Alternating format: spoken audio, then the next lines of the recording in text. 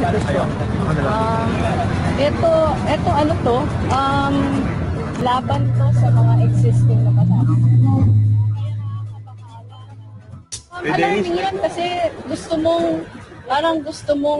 ka mag-alsa laban sa pamahalaan na isa ka sa mga kinatawan. Parang very ironic yung ganun sitwasyon. That was Vice President Leni Robredo speaking with reporters in Caloocan City. Good evening, I'm gov't. The big story for Thursday, November 30. Protesters marked Bonifacio Day with separate rallies for and against a revolutionary government.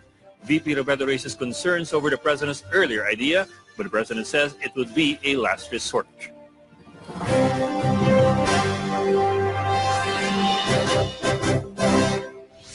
And a few key things to remember about this issue. The pro and anti-Rev Gov rallies coincide with the 154th birth anniversary of Andres Bonifacio, who in history is regarded as the father of the Philippine Revolution. Speaking of history, the last time a chief executive declared a revolutionary government was in 1986, following the ouster of dictator Ferdinand Marcos. Then President Corazon Aquino signed Proclamation No. 3, vesting herself with both executive and legislative powers. Aquino herself abolished that type of government when the 1987 Constitution took effect. Since August this year, the president has threatened to declare a revolutionary government, citing supposed destabilization efforts by his critics. But the president has flip-flopped on the idea several times. Speaker Pantalon Alvarez sees nothing wrong with the president's pronouncements. He says Congress cannot say no if the president wishes to install a revolutionary government because he has earned the mandate of the people.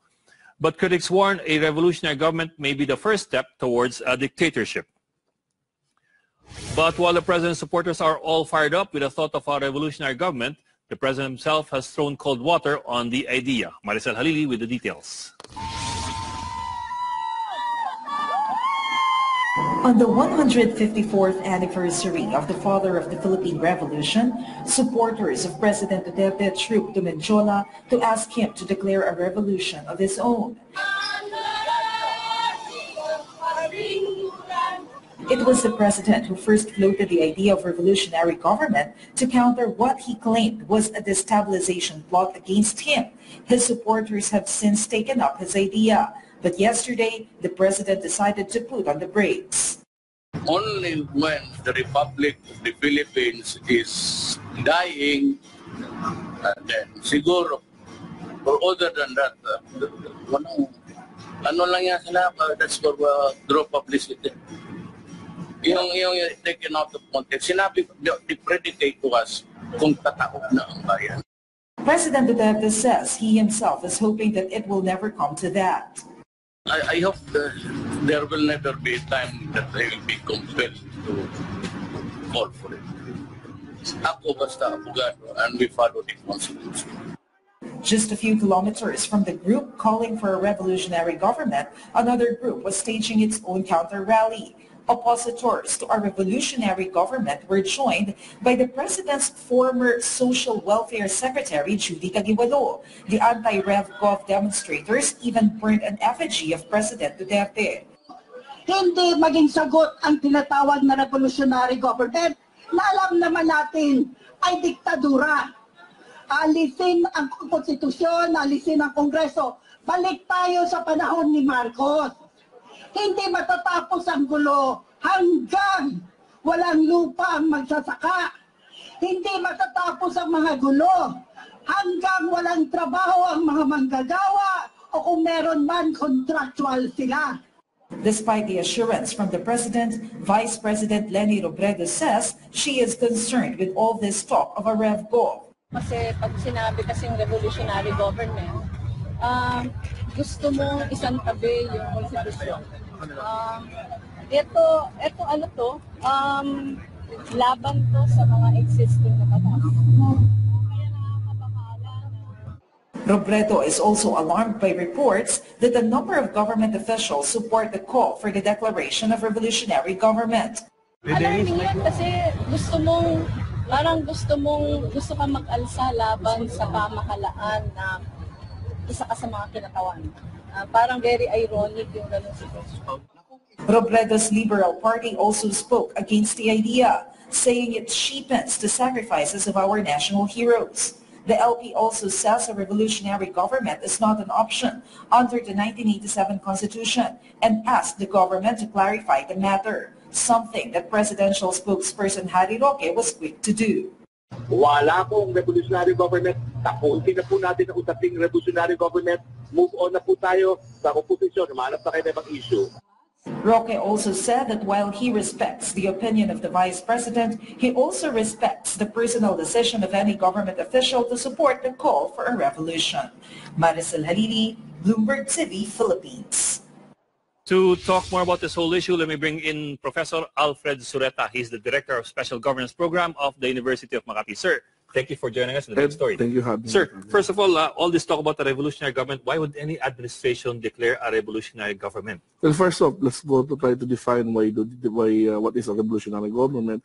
It's a government that tries to remove the current limits on power and establish itself as the supreme authority and creates a new constitution. Now, if we put it in the context and how the president said it, perhaps the intention was he might have been frustrated by the slowness in the process and trying to achieve some of his presidential promises. For example, the failure to grant the emergency power for transportation, to solve conflict in Mindanao. This might be the things that prompted, at least for the president, to express his views on a revolutionary government. But for example, emergency powers for the president has a supermajority in Congress. Yeah. I mean, anything he can ask, he would want to ask for from Congress, he'd probably get. Perhaps he's just re-echoing the frustration of his supporters in the sense that after more than a year in office, things have not changed the way they expected things to change. After all, he was elected on a change platform.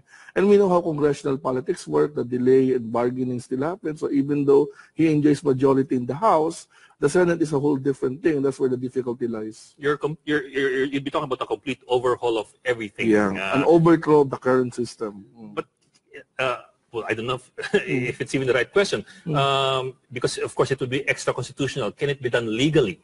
Of course, it's already an extra legal means of changing the government, and questions of legality will no longer apply in the sense that if we're talking about in the theoretical sense here, if a revolutionary government happens, the current setup is no longer tenable and the constitution is no longer valid.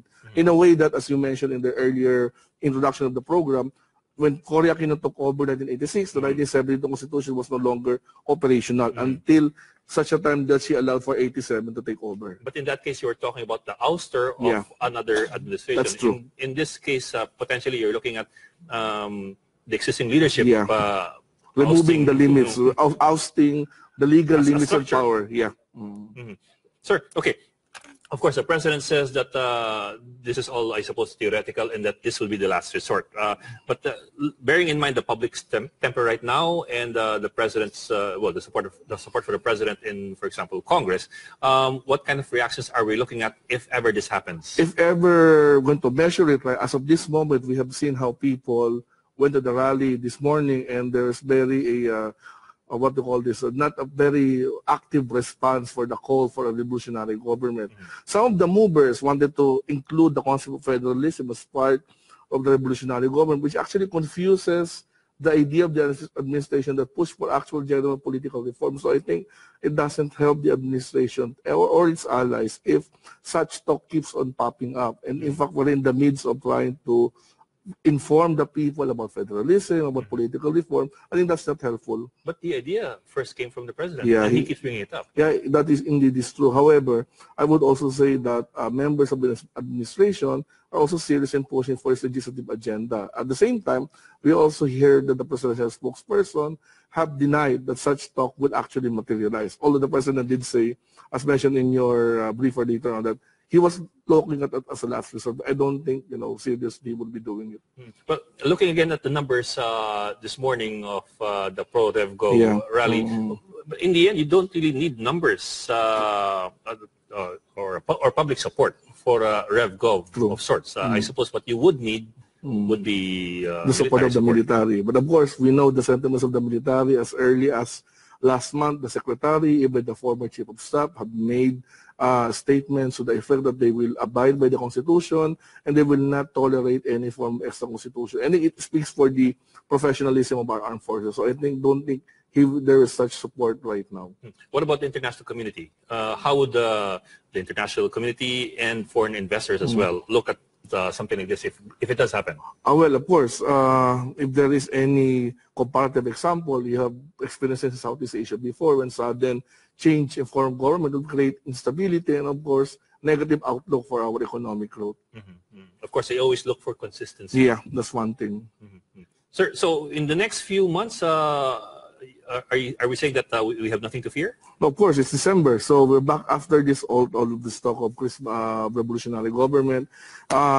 We will have holidays, and by January, I think the main political agenda right now is the impeachment trial that will happen in Congress, and hopefully also the budget. And on the budget, and again the budget, and hopefully we will get some talk on constitutional. I think that's the main agenda. Really, it's about if we really want change, it will be political reform to constitutional change. Okay, thank you very much, Professor Alfred Thank you, Ed, for having me again. Thank you, sir. A day after Supreme Court Associate Justice Teresita de Castro testified in the impeachment hearing, Chief Justice Marilo de Sereno speaks up. At a youth forum at the University of the Philippines, Sereno says she will not step down amid what she calls name-calling. The Chief Justice denies living a lavish lifestyle amid corruption allegations. Mga pangalang sinabi nila sa akin ay sinungaling, mamimeke, diktador sa diktatura, masama ang ugali, hindi popular. Kung papansinin ko ho, ni sandali ang mga bagay na yon, maaari hong magdala sa akin ng kahinaan. Several times na po akong sinabihan, quietly and in public, na mag-resign. Sabi ko po, lahat po ng ginawa ko, simula po na ako'y na-appoint Associate Justice, ay wala po ni isang bahid ng mali siya. Lahat po ay ginawa ko ng tapat. Sereno also lays out the different functions of the three branches of the government. She claims the judiciary works to stir the conscience of the public. Several groups also offered a mass at UP this morning to show support for the embattled Chief Justice. Present were former cabinet secretaries under the Aquino administration, including Dinky Soliman, Ramon Jimenez, and Ging Deles. The House Justice Committee will continue examining the impeachment complaint of lawyer Larry Gadon against Sereno on Monday. When the big story returns, not all hope is lost in the peace talks with the Reds. The lead negotiator of the government panel believes there is still a chance for the negotiations to push through. The details next.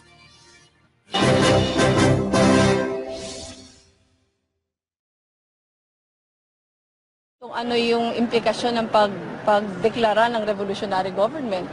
Yung pagdeklara ng revolutionary government, sinasabi natin na wala na tayong paniniwala sa gobyernong ito. Wala tayong paniniwala sa konstitusyon na yun yung, di ba parang yun yung platform kung saan nakatayo yung present na pamahalaan.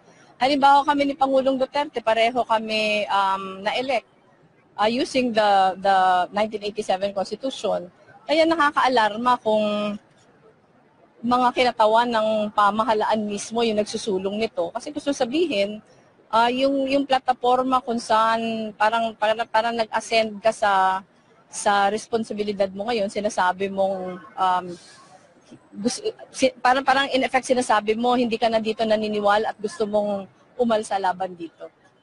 Ako gusto kong panghawakan yung statement ni Pangulo na hindi siya magde-declare ng martial law all over the country, hindi siya magde-declare ng revolutionary government. Tingin ko napakahalaga ng statement niya yun kasi dapat it will put to rest yung lahat ng mga haka-haka na baka mag-declare. Pag si Pangulo na mismo yung nagsabing hindi siya magde-declare, yun yung pangahawakan natin.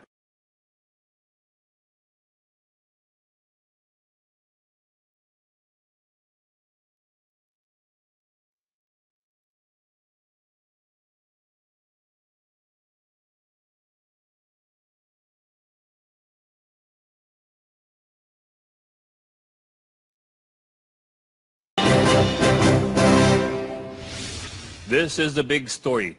President Duterte stops being friendly with the Reds, but Labor Secretary and Chief Government Negotiator Silvestre Bello believes the door is still open for peace talks. Despite the President's tough talk, Bello claims the cancellation of the talks may be temporary. The President terminated the talks, but it's also very clear from his statement that he is not closing the possibility of a resumption. But if President Duterte issues an executive order declaring communist rebels as terrorists, Bello says this will be the end of the line.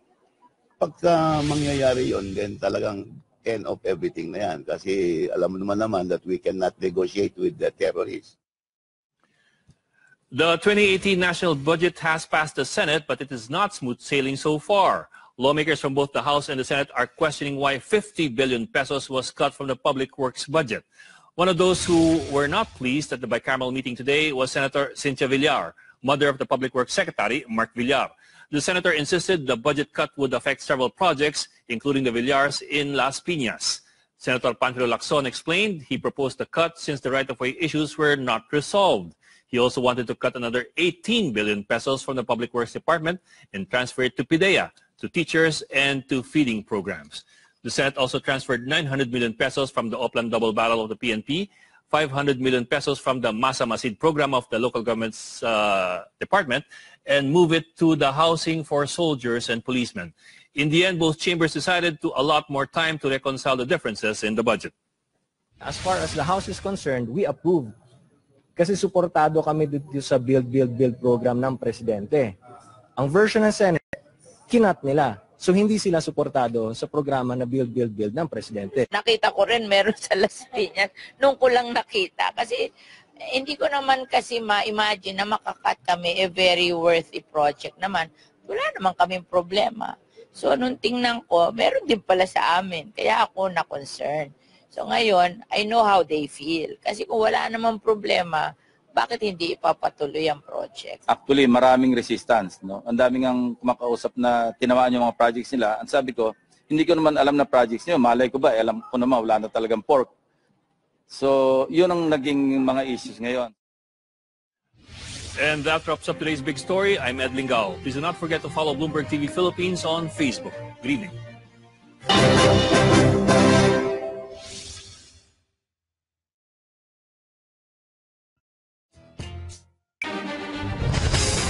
Balitaan sa CNN Philippines sa ngalan ni Pinky Webb. Ako si Ruth Cabal. Ang mga balita ngayon, mga mambabatas tatalakay na ang pinalabersyon ng tax reform bill ng gobyerno. Health Department, hindi kaya't ang mga nagpositibo sa HIV na kumuha ng libreng gamot ngayong World AIDS Day. At UAAP Men's Basketball Finals sa cheer dance competition ngayong weekend, kasado na.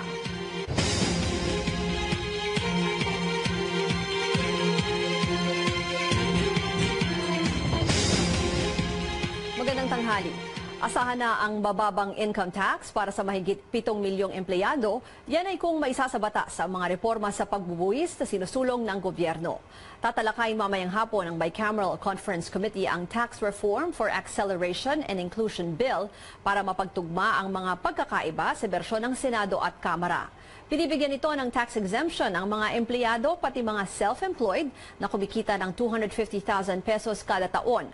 Bagamat maitataas ng panukalang batas ang take-home pay ng mga manggagawa, itataas din ito ang buwis sa ilan namang mga bilihin. Kabilang na dyan ang sugar-sweetened beverages o mga inuming ginagamitan ng asukal tulad ng soft drinks at juice, pati na ang gasolina at diesel.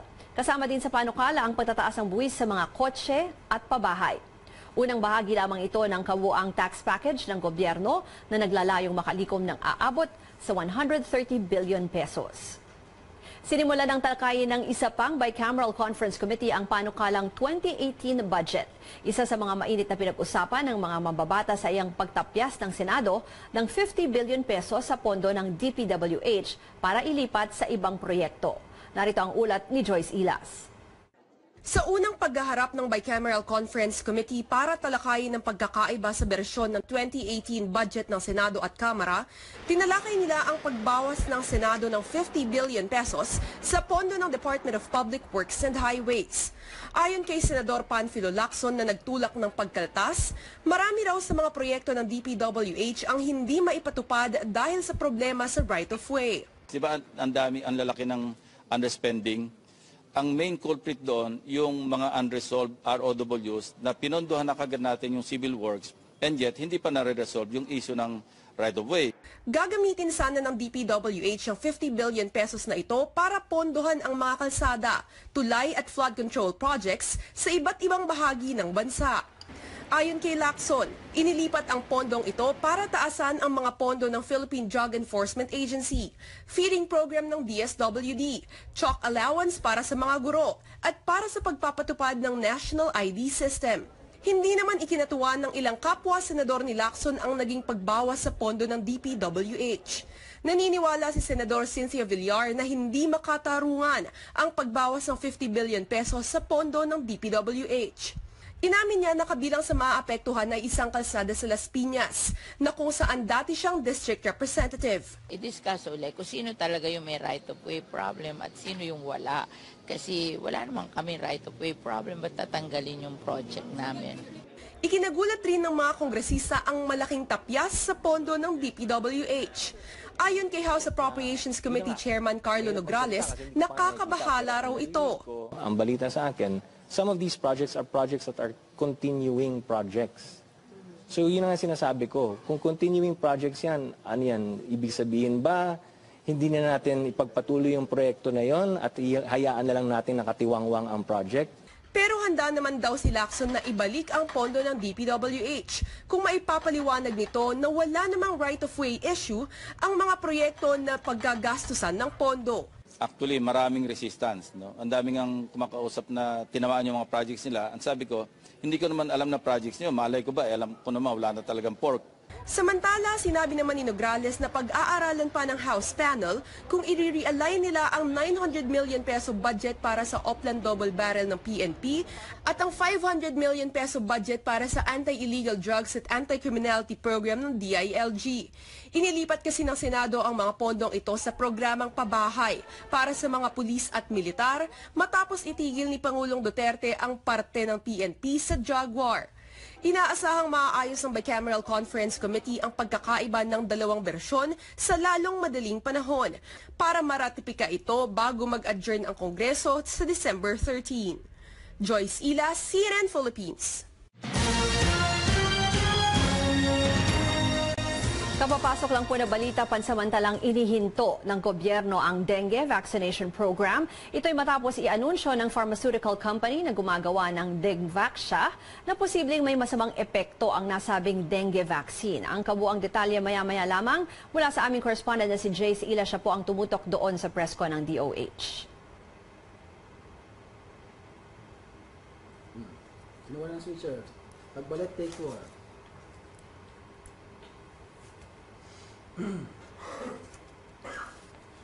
15 na lang. Count kagad yan.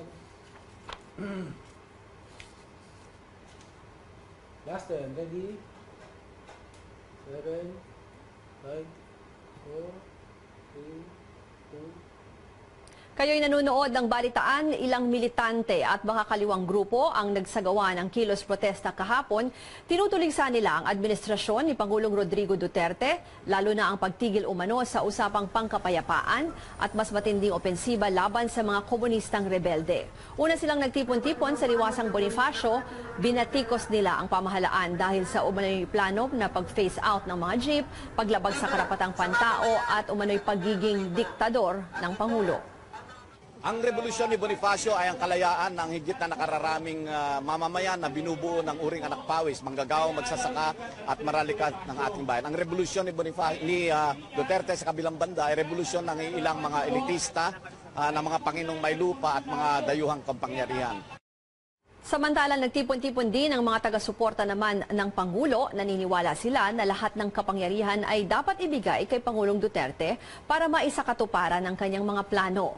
Ayon sa mga pulis, tinatayang nasa higit 3,000 ang nakisali sa pro-Duterte rally. Samantalang nasa higit 2,000 naman ang rallyista mula sa mga militanteng grupo. Nagpahayag naman ng pagkabahala si Vice Presidente Leni Robredo sa mga planong pagkakaroon ng revolutionary government. Ayon sa kanya, tila sinasantabi raw nito ang kapangyarihan ng Pangulo at pagbaliwala sa umiiral na batas. Nakaalarma din daw na ilan pa sa mga kaalyado ng administrasyon mismo nagsusulong maisakatuparan ito. Dagdag pa ni Robredo, pinanghahawakan niya ang pangako ng Pangulo na hindi siya magdedeklara ng revolutionary government. Tingin ko napakahalaga ng statement niyang yon kasi dapat it will put to rest yung lahat ng mga haka-haka na baka mag-declare. Pag si Pangulo na mismo yung nagsabing hindi siya magde-declare, yun yung pangahawakan natin. Samantala, ayon naman kay Presidential Spokesperson Rody Duterte, wala umanong dapat ikabahala si Robredo dahil paulit-ulit na sinasabi ng Pangulo na hahantong lamang sa pagdedeklara ng revolutionary government kapag lupaypay na ang gobyerno. Sa mga balita abroad, nakataktang bumaba sa trono si Japanese Emperor Akihito sa April 2019. Ito ang inanunsyo ni Japanese Prime Minister Shinzo Abe matapos ang pagpupulong ng Imperial House Council ngayong araw. Matatandaan sa kanyang pahayag sa telebisyon noong August 2016, nagpahiwatig na ang 82 taong gulang na emperor na magiging mahirap na ang pagtupad sa kanyang royal duties dahil na rin sa kanyang edad at kalusugan. Ilang government officials ang nagsabing kinokonsidera ng White House na palitan si Rex Tillerson bilang U.S. Secretary of State. Papalitan umano siya ng kasalukuyang CIA Director na si Mike Pompeo. Sa report ng New York Times kahapon, maaari raw itong gawin bago matapos ang taon o sa mga unang buwan ng 2018. Tila di na raw kasi mabuti ang relasyon ni Tillerson at US President Donald Trump, habang isang opisyal naman mula sa White House ang nagsabing mas malapit at pinagkakatiwalaan ni Mr. Trump si Pompeo. Matapos namang matanggal sa trabaho bilang top news anchor ng NBC, sinagot na ni Matt Lauer ang mga akusasyon laban sa kanya. Sa isang pahayag, humingi ng paumanhin ang dating Today Show host sa mga taong maaari niyang nasaktan. Ilan raw sa mga alegasyon ay pawang kasinungalingan, ngunit inamin din niyang may mga totoo dito na kanyang kinakahiya. Matatanda ang inanunsyo ng NBC ang pagpapatalsik kay Lauer noong Miyerkules matapos isang babaeng katrabaho ang maghain ng harassment complaint laban sa kanya. Susunod, mga pulis sa Pasig City gumamit ng body camera sa operasyon sa unang pagkakataon. At aktor na si Coco Martin, inakalang hindi siya makakapasok sa showbiz. Ang kanyang panayam, abangan mamaya sa pagbabalik ng Balitaan.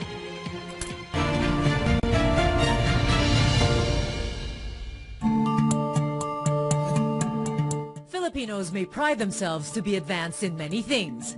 But even today, any talk about or related to sex is frowned upon in this predominantly Catholic country. The result? A population largely ignorant or misled about sex education. The ignorance becomes more pronounced with topics like sexually transmitted infections, such as HIV and AIDS. There are things that no one really wants to acknowledge. There are things that no one really wants to imagine themselves in that situation. So what should be done to protect oneself from sexually transmitted infections like HIV? According to the World Health Organization, HIV transmission may be prevented by approaches such as using male and female condoms or regular testing and counseling for HIV and STIs. Conservative groups such as faith-based organizations advocate for abstinence or chastity. It's actually a virtue by which persons realize the real value of sex and their sexuality. And so therefore they try to observe continence or abstinence from the sexual act unless they already are in a firm relationship of marriage. Mara Quesada has been working on gender, health, and sexuality issues for almost 2 decades. She believes abstinence only as prevention can be problematic. There have been a lot of studies that show how effective comprehensive sexuality education has resulted in young people actually making the decision to delay having sex rather than expect that if we just keep telling them not to do it that they won't. HIV/AIDS advocate Paji Angeles is passionate about educating the youth on safe sex and preventing transmission of HIV. As a citizen of this country, you are responsible to your own education. Kung hindi tinuro sa'yo yan, why don't educate yourself?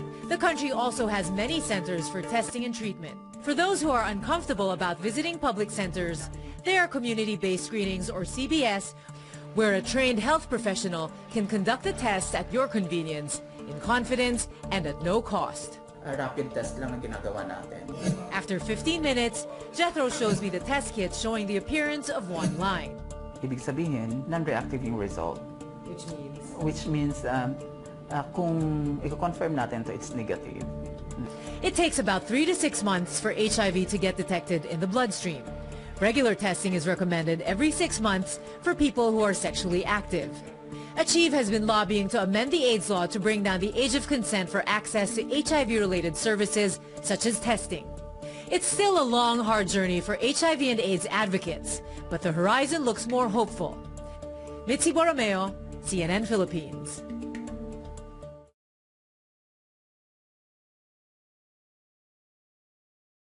Facebook Live tayo dito sa Balitaan. Si Adil Florendo sabi niya, magandang gabi po. I wonder kung nasaan itong bahagi ng mundo si Adil at magandang gabi ang bati niya sa atin. Dito ay magandang tanghali naman mula sa Manila. Duma Ginandang from Jeddah, Saudi Arabia. Nick Orbistondo Pocon watching in Taipei Airport. Also si Brad Bonsi, Yo Kizon, Maru Romar naman ay nanonood nga dito sa ating Facebook Live. Evangeline Baluyot, good day daw watching from Melbourne. Marami pa tayong stories coming up. Yung katulad ng binanggit natin kanina, yung breaking news natin, nagkaroon po kasi ng issue doon sa dengue, dengue vaccine, bakuna, yan. So parang mismong yung manufacturer po niyan ang nagsabi na it may not work for those na na wala pang hindi pa nagkaroon. So alamin natin yung detalye tungkol diyan because may press conference po kanina ang Department of Health. Also, since it's World AIDS Day, isa rin sa topic kanina sa DOH press conference yung mga ginagawa ng ating gobyerno para mapigilan yung pagkalat ng HIV na nauuwi sa AIDS. Kasi dito sa Pilipinas pala, compared to other countries na pababa yung kaso nila ng AIDS, dito sa Pilipinas mas lalong dumadami yung infection HIV kada araw na itatala ng DOH. So mamaya bibigyan namin kayo ng update about that. Also, coming up sa ating entertainment naman, na-interview ng New Day si Coco Martin and meron siyang mga kwento tungkol doon sa kanyang bagong movie and yung experience niya behind the cameras naman dahil ang nagdirect siya ng yung ang panday niya. So alamin niyo yung kwento tungkol dyan plus a bit of sports yung mangyayari sa UAAP na hindi lang pala this weekend ay hindi lang pala yung championship game between Ateneo and Lasal kundi meron din yung cheer dance competition. Karamihan ng mga estudyante inaabang, hindi na mga estudyante, inaabangan din yan kasi mahigpit yung labanan ng mga eskwelahan dyan sa cheer dance competition. So mangyayari lahat yan this weekend. And also, we will give you an update doon sa, interesting din ito yung first time sa Pasig gumamit sila ng body cameras, yung mga pulis nagkaroon ng di ba sinasabi nila para mawala yung mga reklamo tungkol doon sa Oplan Tokhang or Oplan Double Barrel na nangyari dati. Isa sa mungkahi na pagsuotin ng body cameras yung mga pulis para mas maging makita talaga yung mga sinasagawa nilang operation. So ngayon pala, ginamit na ito ng mga Pasig City Police. So tingnan natin kung ano yung nangyari dyan. So meron din tayong report tungkol dyan. And again, we'll be getting updates from the Department of Health. 30 seconds. Ma'am, 9-12 out na. Tapos yung 14 daw sa Facebook na lang daw po yun. Ako, direct.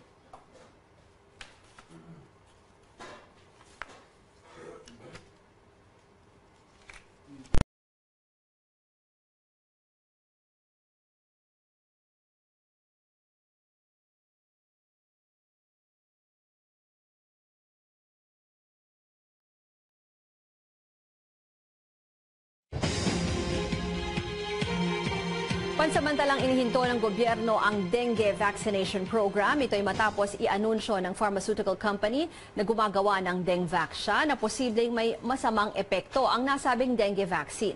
Nasa Maynila ang aming correspondent na si Joyce Ilas. Joyce, ano yung update mo dyan?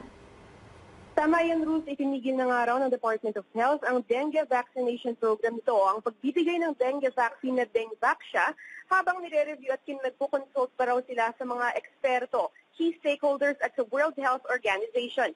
Ito ay matapos ng mapag-alaman ng DOH mula sa Sanofi, ang kumpanyang gumawa ng gamot, na posibleng may masama raw na dulot sa mga kabataan na hindi pa nagkakaroon ng dengue ang nasabing vaccine. Paliwanag ng DOH, para sa lahat ng mga nagka-dengue na noon, nakita raw na may consistent naman at sustained benefit na makukuha ang mga ito mula sa Dengvaxia. Pero para doon sa na-vaccinan pero hindi pa nagkakaroon ng dengue, ayon sa bagong analysis ay bagamat may iwasan raw nito ang pagkakaroon ng dengue sa loob ng 30 months, pero pagkatapos raw ng 30 months, posible na magkaroon ng severe o mas malalang kaso ng dengue ang mga bata. Paalala nga ng DOH, wag daw mag-alala ang mga magulang dahil may 30 months pa naman daw na proteksyon ang mga batang nakatanggap ng vaccine. Pero patuloy pa rin daw na i-monitor kung may nararamdaman ang mga anak na may kaugnay nga sa mga symptoms ng dengue at agad daw itong ipaalam sa pinakamalapit na ospital. Sa ngayon ay nakikipag-ugnayan na raw ang DOH sa mga healthcare providers, lalo na sa mga nasa Google Health units, para ipaalam ang bagong analysis nga na ito. Ipapatupad din daw ng DOH ang profiling ng lahat ng mga naturukan ng dengue. Sa ngayon kasi ay hindi pa nila alam kung ilan pa sa lahat ng naturukan ng vaccine ang hindi pa nagkakaroon ng dengue. Plano rin daw ng DOH na paigtingin pa ang surveillance mechanism nila kung saan magkakaroon ng mandatory history taking ng mga immunization ng mga vaccines at magkakaroon din daw ng mandatory reporting ang lahat ng hospitalized cases kahit na ano pang symptoms nito na mararanasan ang mga nabakunahan nga ng dengue at magkakaroon din daw ng mandatory investigation sa mga pangyayari. Paninigurado naman ng DOH, handa raw silang tugunan at bigyan ng supportive care ang lahat ng magkakaroon ng problema dahil nga sa isyong ito. Ruth. Joyce, for the benefit lang of our viewers, kung yung anak mo ay nabakunahan itong dengue siya, may kailangan ka na ba agad gawin or just ipaalam mo lang na isa yung mga anak mo sa nag-avail nito?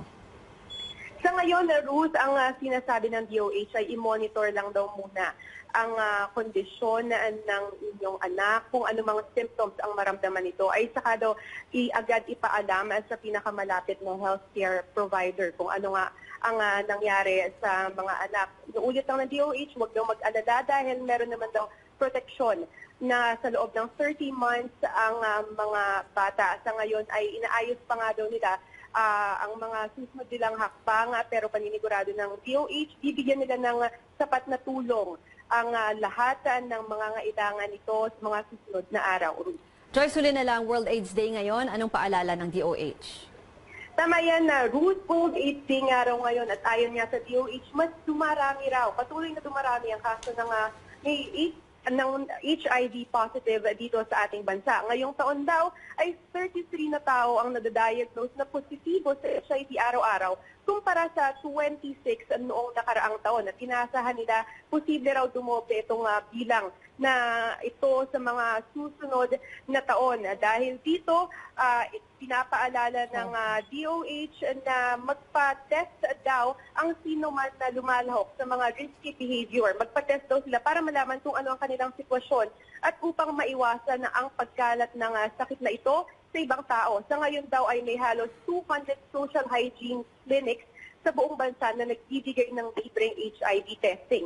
Paalala naman nila para sa mga people living with HIV, mayroong 51 na DOH-designated treatment facilities na nag-offer naman ng libreng antiretroviral therapy o gamot para sa mga may sakit o sa mga positibo sa HIV. Joyce Ilas, nag-uulat. Nagamit na ng mga pulis Pasig ang kanilang body cam sa Oplan Galugad nila kahapon. Ang ulat mula sa aming correspondent na si George Cahiles. Sinuyod ng mga pulis ang bahagi ito ng Barangay Pineda sa Pasig City bilang bahagi ng Oplan Galugad noong Huwebes. Wala silang partikular na target. Bahagi lamang daw ito ng kanilang paglilibot sa mga barangay upang mapanatili ang kaligtasan at kapayapaan sa lugar. Pero naiiba ang Oplan Galugad na ito. Sa pagkakataong ito, nakasuot ang mga pulis ng body camera. Ang Pasig Police ang pinakaunang unit na gumagamit ng body camera sa kanilang operasyon sa Metro Manila. Deterrent ito, number one, deterrent eh.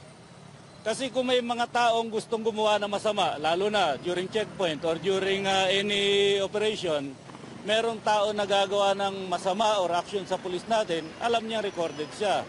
Yung pulis naman natin, kung siya ay mag-iisip na gagawa ng kalokohan while ongoing ang operation, ganun din, recorded din siya. Nagbigay ang pamahalang lokal ng Pasig ng 48 body camera sa mga pulis. Ayon sa hepe ng Pasig Police si Orlando Yebra, bagamat wala pang real-time capability, ginagamit na nila ang body camera upang maging transparent sa kanilang mga operasyon. Well, unang-una ito in preparation kung talagang ibalik sa atin yung war on drugs natin. At least nag-i-start na tayo tumanggap ng mga donations, no? Like itong nangyari dito sa Pasig, ito ay tulong lang na binigay sa atin ng butihing mayor ng Pasig. Sa Quezon City, nangako din ang lokal ng gobyerno na bibili ng 100 body camera na may real-time monitoring capability para sa kanilang mga pulis. Okay lang po yun para makita rin po kung may mga paso na hindi nakarehistro. Tapos yung mga violation din na sa mga motor, nakikita rin po. Para wala po silang masabi. Opo, okay pa. Maganda nga po, nare-record po yung nila. Naging mainit na usapin ng paggamit ng mga pulis ng body cameras matapos ang di umano'y pagpaslang ng mga pulis Caloocan sa 17 taong gulang na binatilyo na si Kian de los Santos sa isang anti-drug operation noong Agosto. Ipinanukala sa Kamara ang House Bill 6250 o ang Kian de los Santos Body Camera Act of 2017 na maglalaan ng 200 milyong piso para sa body cam ng mga pulis. Lalo na ding bumili ng pambansang pulisya ng mas maraming body camera sa susunod na taon upang magamit ng mga pulis sa buong bansa. George Cahiles, CNN Philippines. Nagpunta ako. Tapos hindi ko alam yun. Audition pala. Tapos pinakanta ako, pinasayaw ko. Hindi ako marunong kumanta, hindi ako marunong sumayaw. Coco Martin, binahagi ang kanyang naging simula sa showbiz. At MMDA, handa na ba sa Christmas rush? Manatiling nakatutok dito sa Balitaan sa CNN Philippines.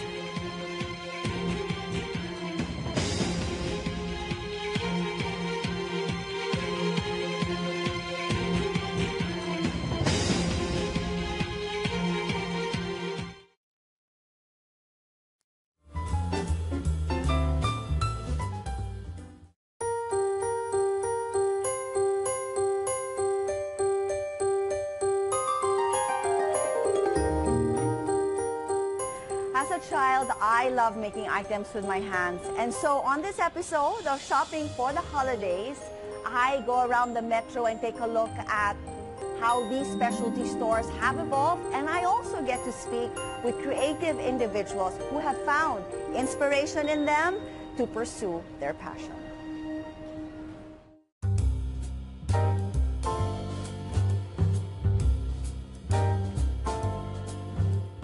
Been in the business for over 2 decades. Yes, I'm celebrating my 25th anniversary next year. Congratulations! And still you know how to be relevant and have remained relevant to the times. Can you take me back to when you first discovered that you wanted to be a designer or you were excellent at drawing? My first design actually was for my sister's Barbie dolls. Okay. I would steal them because I hated what they were wearing, so I would sort of in the middle of the night get them and sort of sketch and already think about what I was going to do for their Barbie dolls. I was probably maybe 8 or 9. Okay. And I remember because I was so scared because they'd find out and get so upset. Yeah. But thankfully they sort of enjoyed it and loved the process as well.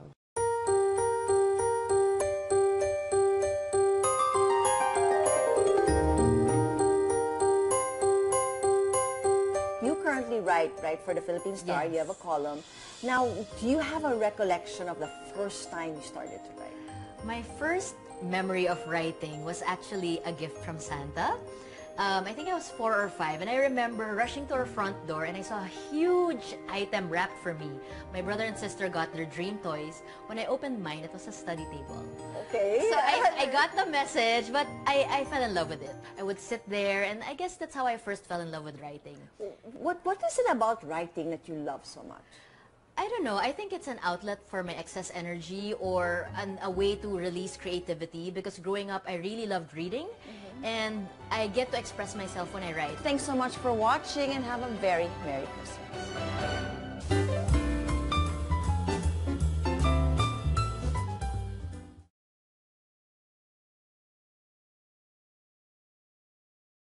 Kamusta sa mga nanonood sa atin? Mike and Malud Shua, hello sa inyo. Si Arturo de la Cruz is watching from Murrieta, California.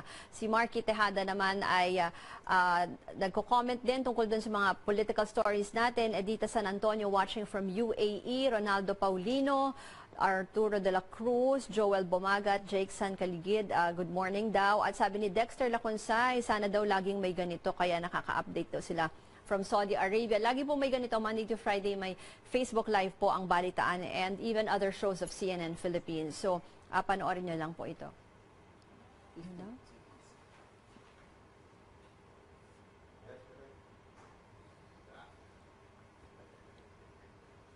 Walang welcome back. Back na diretso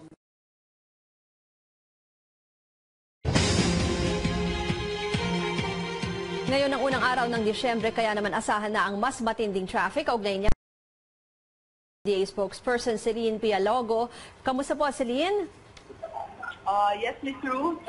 Magandang tanghali po sa lahat po. Magandang tanghali. Kamustahin lang namin yung preparations. December 1 ako, inaasahan natin ang matinding traffic. For Christmas preparations, the marching orders po sa atin ni Chairman Lim, of course, back to basic. Kung maalala niyo, pinaigting natin yung yellow lane para makapagbigay tayo ng assistance talaga doon sa mga commuters natin. Nakipag-usap naman na sa mga malls sa adjustment na kanilang operating hours. And yung pinaka-major preparation po natin ay yung clearing operation po ng mabuhay lanes at ng ating Christmas lanes. Nabanggit nyo na rin, Celine, yung, yung pag-Christmas lane. So nagpapatuloy na nililinis talaga yung mga eskinita dyan na talagang na-designate nyo as Christmas lanes. Yes, ma'am. Ma'am, to be honest with you po, with or without media, every day ho ang clearing operations natin doon. Halos 5 times a day. Meron hong morning shift, meron din hong afternoon shift na nagsasagawa ng clearing operations. Yung adjusted mall hours, pati yung mga mall sales, bawal pa rin ba yan pag weekdays? Yes, ma'am. So far, mula ho na nag-umpisa tayo last December na ho, ngayon, last 2 months, ay so far ho, wala pa naman ho tayong nare-receive na report na nagpapasaway na mall operators. Kahit ho gentleman's agreement lang yun, kahit ho walang memorandum of agreement, so far ho yung commitment nila na 100%, binigay naman ho nila sa atin hanggang ngayon. Celine, paalala na lang sa mga motorista, lalo na yung pagsunod sa ating mga traffic rules na minsan nagdudulot din ng aberya. Yes, ma'am. Ngayong Christmas season ho, expect ho an additional 20% sa volume ho ng mga sasakyan. So talaga ho, pabigat ng pabigat yung dali ng EDSA. But rest assured ho, yung enforcement po natin, kung makikita nyo, very visible ho yung mga enforcers natin sa EDSA, sa mga strategic areas at saka sa mga critical points. And at the same time ho, yung no contact apprehension policy. So paalala na lang ho sa mga motorista. Again, kung hindi ho kayo na-apprehend sa ground, na-apprehend ho kayo ng aming mga camera. So wala naman siguro masama na sumunod ho sa traffic rules and regulations. And at the same time ho, ito ho, lagi namin paalala, umalis ho tayo ng mga tahanan natin na okay ho yung sasakyan. Kasi ho ma'am, kapag stalled yung vehicle natin, nagkukos din ho talaga ng traffic yan. So yun lang po ma'am, yung mga simpleng paalala ho for our motorists. Maraming salamat kay Celine Pialago ng MMDA. Umaatikabong sports action ang naghihintay para sa UAAP fans ngayong weekend. Bukas, humanda na kayo para sa mga tumbling, pyramid lift at sayaw sa taon ng UAAP Cheer Dance Competition sa Mall of Asia Arena. Magbabalik sa kompetisyon ang UP Pep Squad. Unang magpapasiklab ang NU Pep Squad na umaasang makakamit ang ikalimang panalo nito. Susundan niya ng Lasal Animo Squad, Adamson Pep Squad, FEU Cheering Squad at UE Pep Squad. Ika-anim ang UP, kasunod ang UST Salingawi Dance Troupe, at huli ang Ateneo Blue Battalion. At sa linggo naman, magkakaalaman kung sino sa De La Salle Green Archers at Ateneo Blue Eagles ang mag-uuwi ng kampyonato sa Do or Die Game 3 sa UAAP Men's Basketball Finals. Gaganapin ang winner-take-all game na yan sa Araneta Coliseum. Maituturing na isa siya sa pinakamatagumpay na aktor sa bansa, walang iba, kundi si Coco Martin. Mapa-TV man, pelikula o endorsement, bidang-bida palagi si Martin. Pero paano nga ba siya nagsimula sa mundo ng showbiz? Sa panayam ng CNN Philippines, kinuwento niya ang mga pinagdaanan niya bago nakamit ang kasikatan. Kasi waiter ako sa isang restaurant. Tapos may taga-ABS-CBN na assistant director ni Johnny Manan. Nakita ako, kasama yung family niya. Eh, nagsiserve ako. Nagtitake ako ng order. Sabi sa akin gano'n, ngiti ka nga. Na-weirdo naman ako, lalaki. Sabi sa akin, ngiti ako. Dinatawa akong gano'n. Tapos pagkuha ko ng order niya, sinerve ko na. Binigyan ako ng calling card, sabi sa akin, baka gusto mo mag-artista, ganyan-ganyan. Assistant director ako ni Johnny Manahan, si Rene de la Cruz. Tapos, kinuha ko yung calling card, punta ako sa kitchen, pinakita ko sa mga, uy, kumukuha sa akin artista. Sabi sa akin, puntahan mo, malay mo, ganyan-ganyan. Tinawagan ko nung gabi. Tapos sabi niya, punta ka sa ABS, ganyan-ganyan, kita tayo doon. Nagpunta ako. Tapos hindi ko alam, yun, audition pala. Tapos pinakanta ako, pinasayaw ko. Hindi ako marunong kumanta, hindi ako marunong sumayaw. Tapos pagtingin kong gano'n, ang haba ng pila, hindi ako makukuha dito.